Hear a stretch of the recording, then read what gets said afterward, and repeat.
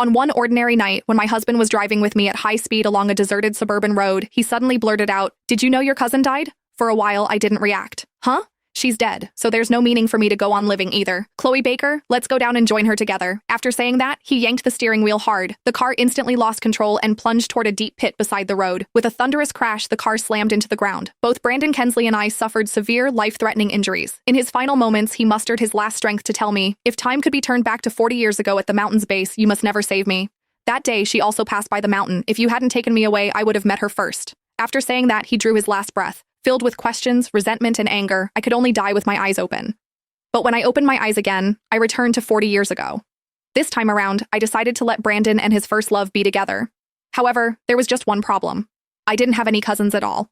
I looked down at Brandon, who was lying there battered and bruised. Without a second thought, I leaned over and gave him 2 sharp slaps across the face. He jolted awake, his eyes darting around in confusion before narrowing into a look of pure, unadulterated rage.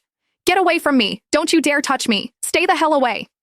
I froze for a second, then a cold laugh escaped my lips. Ah, I see. He's back from the dead too. In my previous life, I did everything for this ungrateful jerk.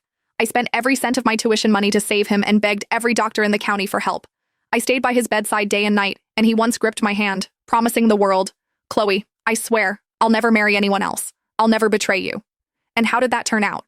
He did become a high-ranking official, and I gave him 3 sons, but in the end, he hated me so much he wanted to take me to the grave with him. Fine.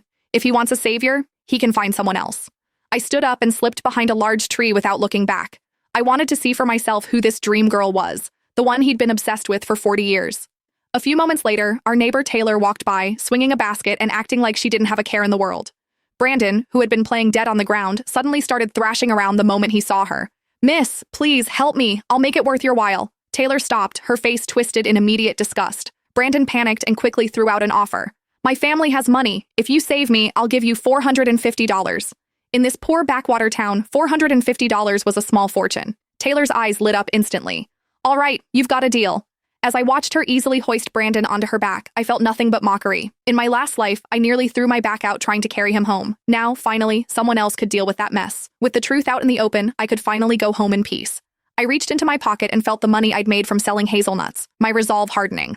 In my previous life, I gave up my spot at a top-tier university just to put him through school. This time, this money was staying with me. In my last life, I turned my life into a joke for him. This time, I grabbed my suitcase and headed for the door. But just as I was about to step out, the dream girl herself, Taylor, came bursting in.